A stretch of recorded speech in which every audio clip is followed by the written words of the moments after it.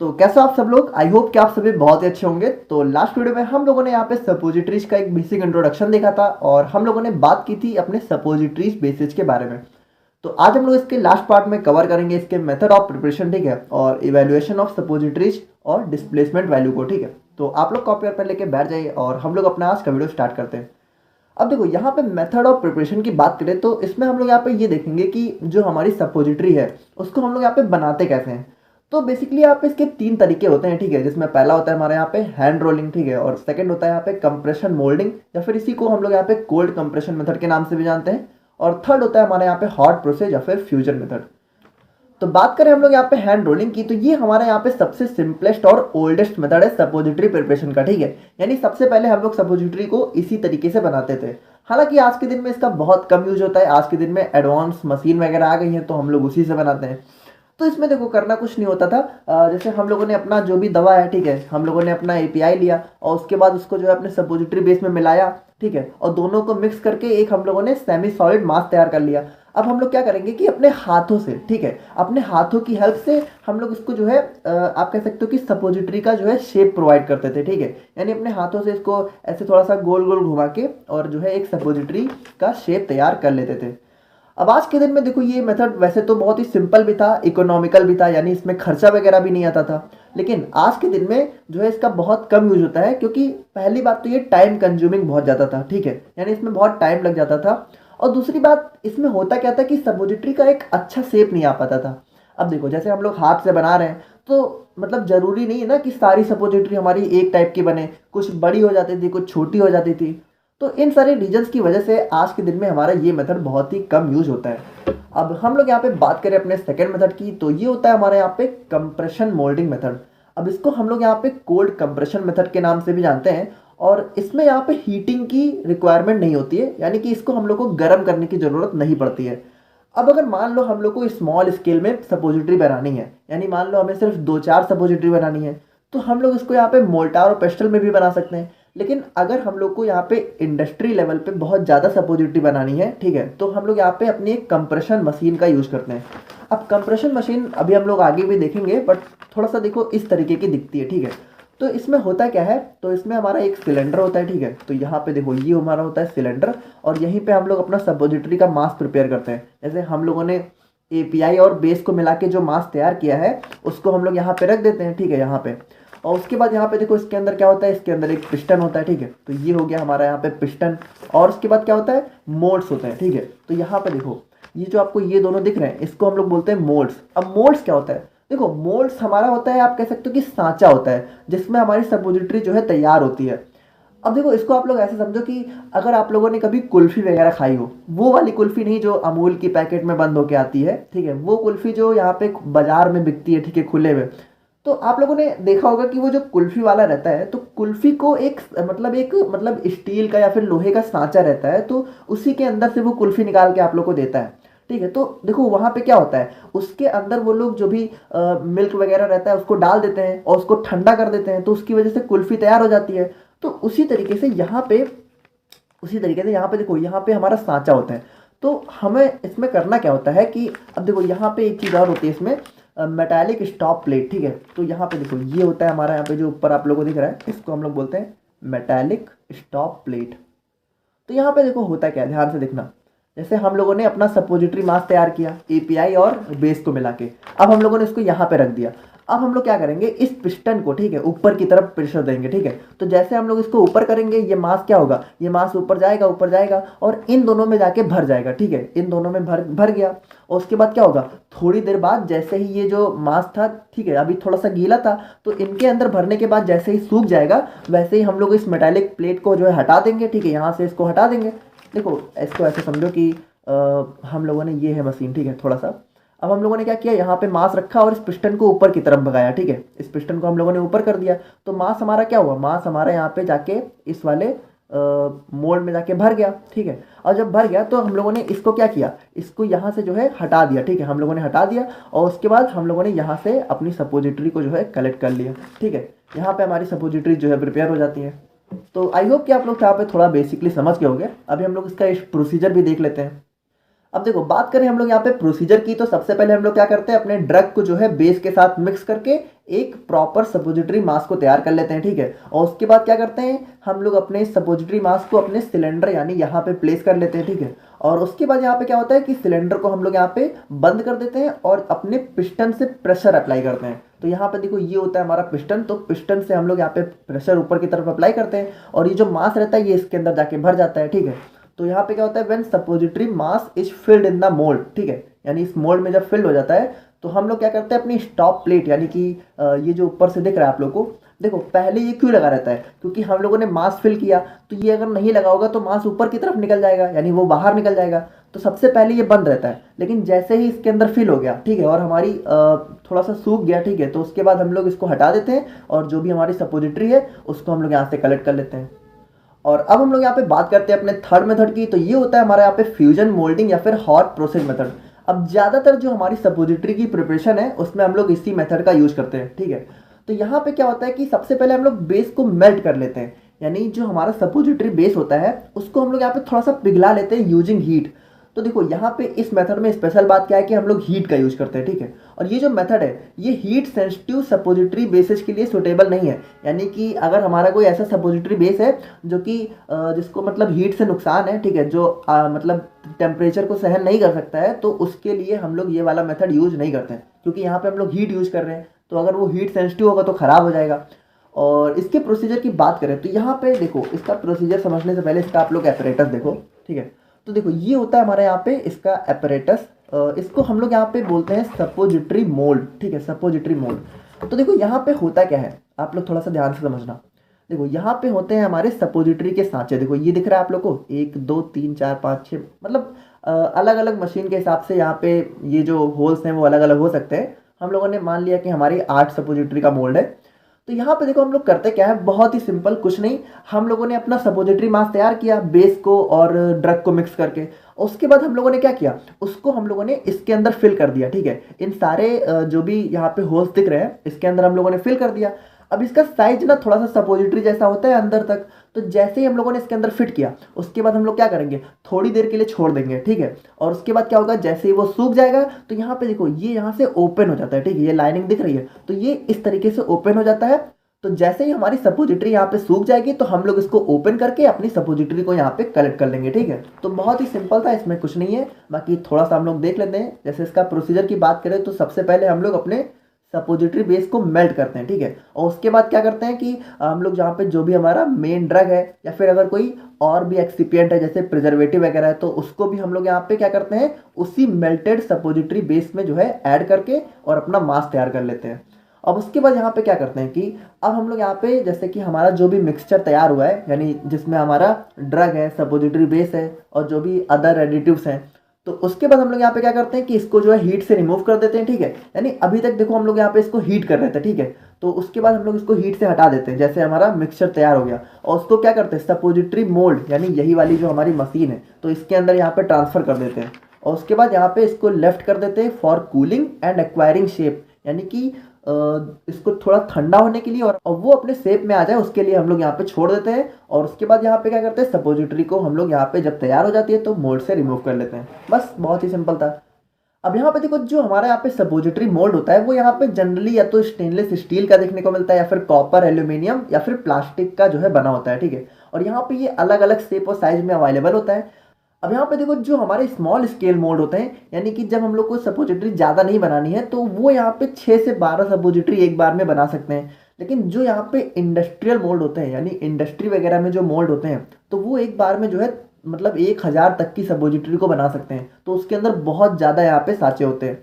देखो मोल्ड का मतलब क्या है, मोल्ड का मतलब है सांचा। सांचा मतलब क्या होता है कि जिसमें आप लोग कोई चीज़ डालो तो आपकी वो मतलब शेप तैयार हो जाए, ठीक है।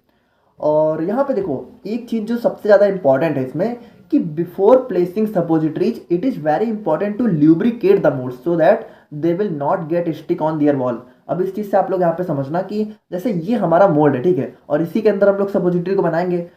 तो यहाँ पे हम लोग करते क्या है, अपने सपोजिटरी को इसके अंदर डालने से पहले इसके अंदर थोड़ा सा ल्यूब्रिकेंट्स को ऐड कर देते हैं। ल्यूब्रिकेंट्स मतलब आप कह सकते हो कि जैसे वैसलीन वगैरह होती है, ताकि वो क्या होता है कि देखो यहाँ पे जैसे कि जो हमारी सपोजिटरी है तो वो अगर हम लोग डायरेक्ट डाल देंगे तो ऐसा हो सकता है ना कि वो इसकी वॉल पे जाके चिपक जाए, ठीक है, यानी इसके अंदर जो होल होता है, ठीक है, तो वहाँ पे जो भी दीवारें हैं, ठीक है, तो उस पे जाके चिपक जाएगी, तो फिर हमारी सपोजिटरी जब बन के तैयार होगी तो वो अलग ही नहीं होगी। तो इसके लिए हम लोग यहाँ पे थोड़ा सा ल्यूब्रिकेंट्स को ऐड कर देते हैं ताकि वो जो हमारी सपोजिटरी है वो इसकी दीवार पे जाके चिपके ना।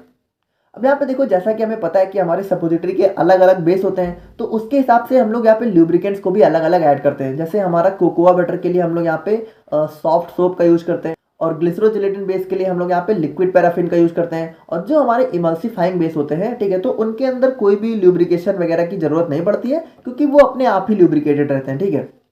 और अब हम लोग यहाँ पे बात करते हैं अपने इवेल्युएशन ऑफ सपोजिटरीज के बारे में। अब देखो, इवेल्युएशन मतलब क्या होता है?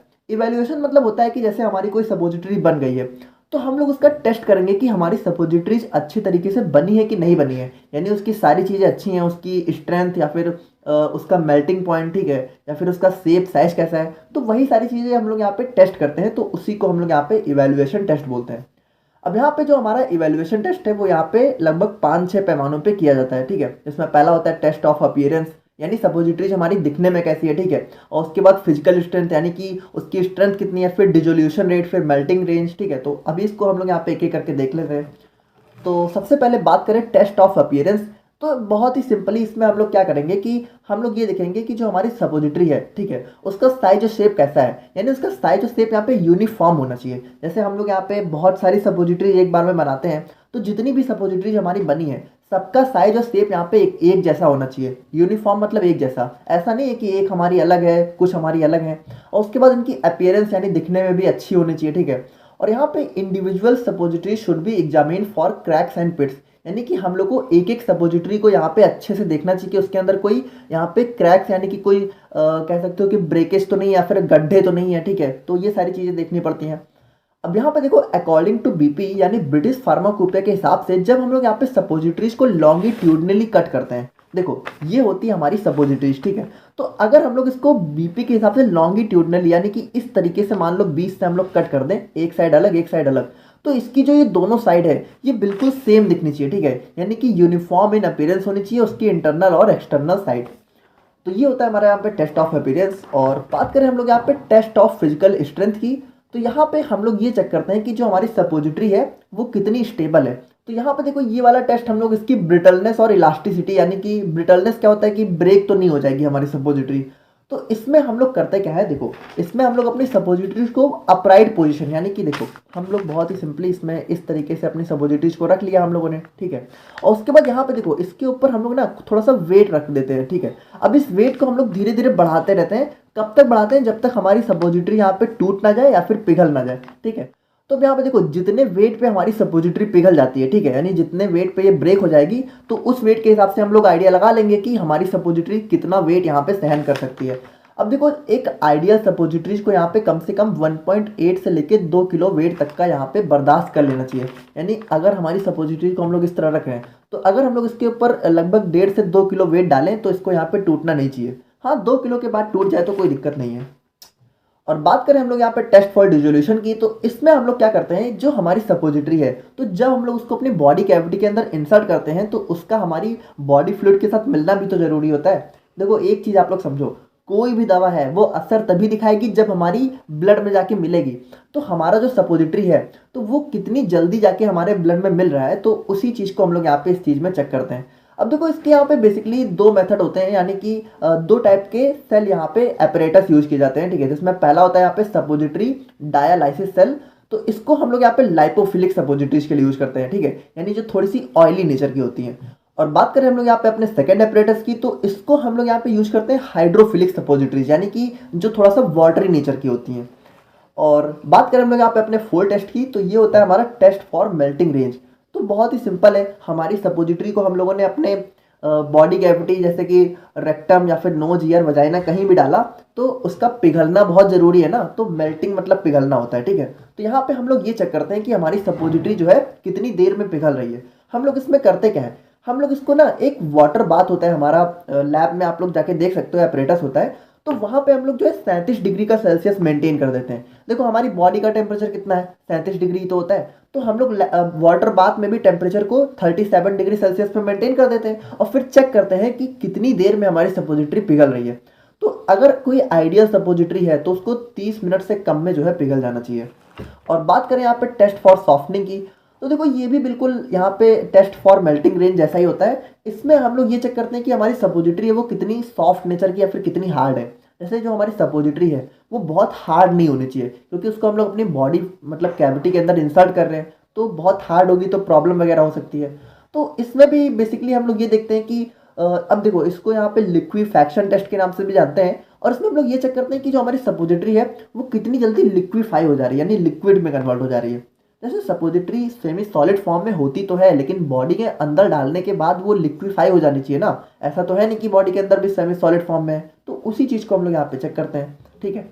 और फाइनली बात करें अपने लास्ट टेस्ट की, तो इसमें हम लोग यहाँ पे चेक करते हैं test for uniformity of drug content, यानी कि जो हमारी सपोजिटरी है तो उसमें जो हमारी ड्रग है वो यूनिफॉर्म होनी चाहिए, यानी हर जगह बराबर से प्रेजेंट होनी चाहिए। ऐसा नहीं है कि किसी सपोजिटरी में ज़्यादा है, किसी में कम है, या फिर किसी पार्टिकुलर एरिया में बहुत ज़्यादा है, किसी पार्टिकुलर एरिया में बहुत कम है।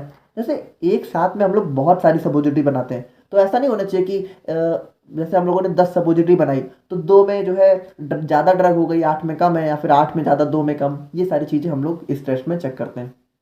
और फाइनली हम लोग यहाँ पे अपने एक छोटे से कंसेप्ट को और देख लेते हैं, वैसे ये काफ़ी ज़्यादा इंपॉर्टेंट भी है, ठीक है। तो यहाँ पे ये होता है हमारा यहाँ पे डिस्प्लेसमेंट वैल्यू। अब डिस्प्लेसमेंट वैल्यू होती क्या है, देखो अगर इसकी डेफिनेशन की बात करें तो ये हमारी होती है the quantity of drug that displaces one part of suppository base. अब यहाँ पे इस चीज़ को आप लोगों को थोड़ा समझना होगा। देखो ये हमारा मान लो हमारा सपोजिटरी बेस है, ठीक है। मान लो ये हमारा हम लोगों ने एक सपोजिटरी बेस तैयार किया, ठीक है। तो सपोजिटरी बेस में हम लोग जब अपनी मेन एपीआई को ऐड करेंगे, मेन हमारा जो एपीआई होता है, ठीक है, या फिर इसी को आप लोग ड्रग बोल सकते हो, तो इसको जब हम लोग ऐड करेंगे तभी तो हमारा फाइनल सपोजिटरी तैयार होगा। सपोजिटरी बेस तो उसका एक्सिपिएंट होता है। तो जैसे मान लो ये हमारा एक्सिपिएंट है।